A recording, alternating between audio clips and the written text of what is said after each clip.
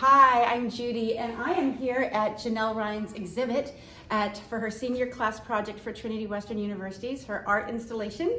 And I missed the grand opening, so I've come over to Trinity to catch a glimpse of what it is. And inside, her dad helped her build this big box. And as I go inside this curtain, she's actually brought flashlights here to share the experience of what it was like for her and hundreds of thousands of other Canadians and how they were treated during the lockdowns for choosing not to be vaccinated.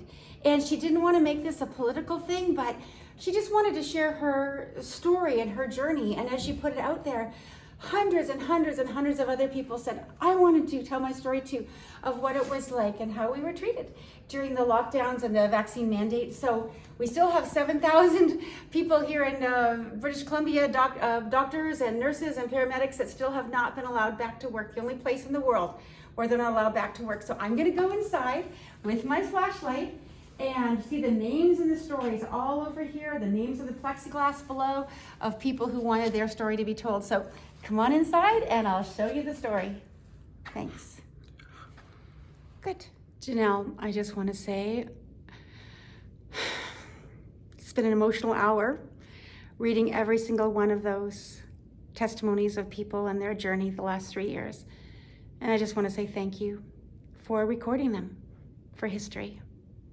Well done.